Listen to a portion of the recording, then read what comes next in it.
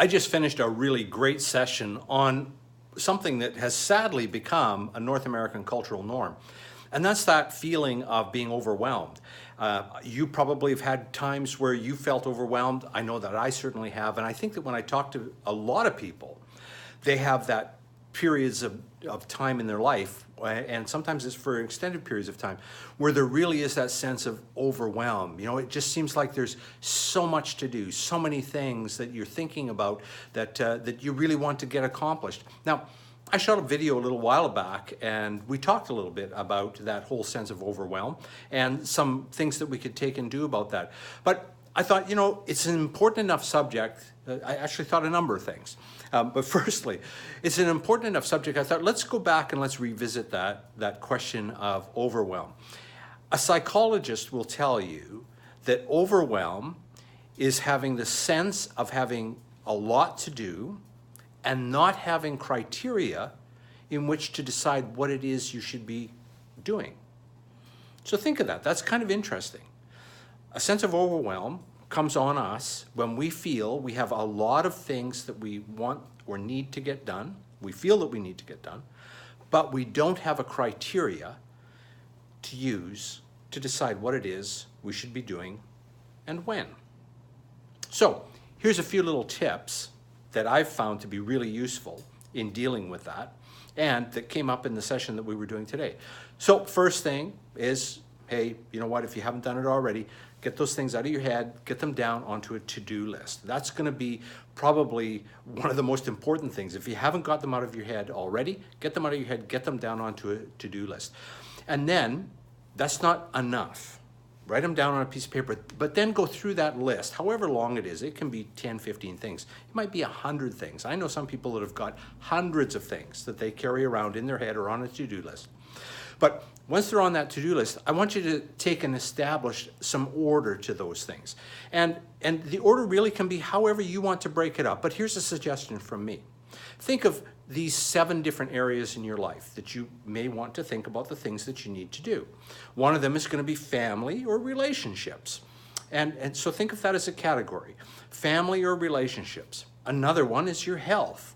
You know, physical health and mental health. Another area is spirituality. And you can think of spirituality as just your own personal development, your own personal growth. Another area, your personal life. And what does personal life mean? Well, it means taking care of yourself. There are times when it's really important for you to set some time aside just for you, just for you. Then think of home life. And if you're single and you're at home all by yourself, that's okay. You've still got a home life. There are things that require doing around your apartment, around your house. And of course, if it's larger and you have a significant other, or perhaps you have a family, you know, there's going to be lots of things that fall into the category of home life. So think of that. And then the last 2 areas are your job or business. So think of the things that you need to do at the job that tend at times to flow over into your personal home life, or your business, same sort of scenario. And then the last category is fitness. So those are the 7 areas you may want to take and break your to-do list down. Then you want to apply some criteria. Now we've got this great list. You know, we've got all these things on there. We've broken them into the different categories. Now let's talk about some criteria to help you decide what should you be doing and when should you do it. So the first question you may want to ask yourself, if you've got your own criteria, bang on, and that's awesome. But if you don't have a criteria, maybe the first thing you want to ask yourself is, by when does this need to be done? Is this something that needs to be done soon, or is it something that needs to be finished months from now? And that's going to take and color your judgment about when you need to be started on that. Another thing that you want to ask yourself is, what's the most valuable use of my time right now? Right now. So if I've got 15 minutes, 30 minutes, an hour, and I can only do one thing, what's the most important thing I could spend my time on right now to move me forward? Now, in my other video, I talked about dimensions, and I'm going to talk about them again here. And again, we're not talking like the 3rd dimension and the 4th dimension and such from a physics nature, but we're talking about, where do you dwell? Where do you spend your time? And the first dimension I'm just going to touch on is the dimension of delusion. And you know what? There's a lot of people that spend time in the dimension of delusion. And what does that mean? It means they're doing things that they feel are urgent, but they're not important. So when you're looking at that criteria, think of urgent and think of important. Dimension of delusion is you're spending time, if you're in that dimension, on things that you feel are urgent, but they're not important. Dimension of distraction. These are things that you're spending your time on that are not urgent and they are not important, i.e. playing a video game. Things like that can be the dimension of distraction. They're not urgent, they're not important. Third one, dimension of demand. This is when we've let things slide, perhaps, that they are now urgent and they are important. And we need to take a dial in and get those things dealt with. And then the last dimension, the place that you want to get to and the place that you want to live, is the dimension of fulfillment. Dimension of fulfillment is when you're able to spend your time on things that are not urgent, but they are important. And this is where the real rewards come. Now, we recognize in everyday life, there's going to be times where you're going to be in that dimension of demand. It's urgent and it's important and you've got to get on it. And it's also fine to know that there are times when we want to live in that dimension of distraction. Just doing something that lets our mind just be free. And that's okay too. But it's just important to remember that there are those 4 dimensions and where are you choosing to spend your time. And that's going to have a real impact on it. So the next thing is thinking of those dimensions. At the end of the day, after you've done up all of this list and you've broken it, prioritized it into 7 categories of your life in a ranking that is important to you, what you might want to do every evening is look at, out of that list, you're not going to be able to do them all. You're not going to be able to do them all. So apply the criteria. When does this need to be done by? How important is it that it gets done? Is it urgent? Is it important? Those things. And list 5. In the evening, list 5 things that you want to accomplish the next day. Do it in the evening, though, so that you're able to then, in the morning, you get up, you're charged up, and you can start on that number 1 priority. And you can work on that number 1 priority.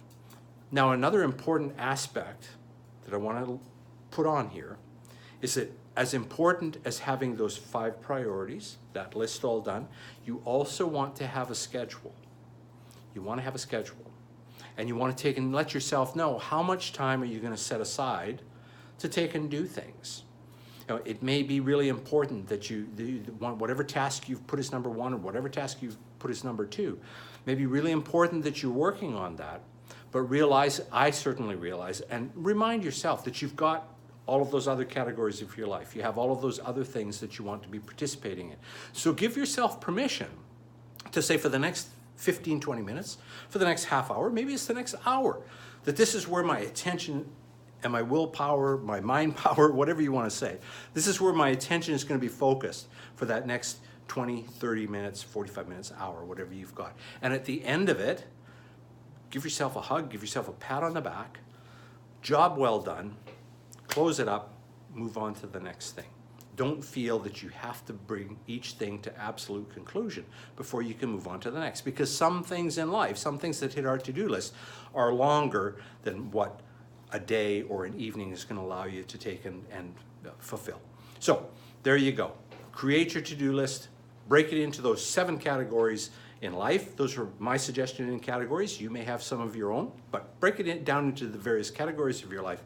Decide on what needs to be done by when. What is the most valuable use of your time? Think of those 4 dimensions: dimension of delusion, dimension of distraction, dimension of demand, and the dimension of fulfillment. Pick your top 5 in the evening. The next day, get up, start with priority 1, schedule how much time you're going to set on that, schedule on the different areas that you're going to take and work on. And you're going to find that that whole sense of overwhelm is gone. You've got some structure, you've got criteria, you know how you're making your decisions, and you know what you're going to be doing and when you're going to do it. And that will take that sense of overwhelm away. Lastly, it seems to me that this is an important enough subject and dear enough subject to so many people, I think it warrants putting a webinar together. And so that's my commitment to you, is I'm going to actually prepare a webinar, and we'll talk about that. I'll get it out so that people are aware of that, and we'll do maybe a 1-hour webinar and really walk through how we can do these different things. But until that webinar is ready and I take and get it out there and let you know, here's some guides that I've shared with you that can really help get you away from that sense of overwhelm, because it is just a feeling. It's just a feeling. Get away from that sense of overwhelm and actually get doing things that make you feel better, make you feel like you're accomplishing the things that matter to you. Be the best you can be. Next video, stay tuned. It is an awesome story. It is a feel-good story all about a vision and following it through. You're going to love the way it goes, and you're going to love the little twists and turns in the story as well. Talk to you soon. Be the best you can be.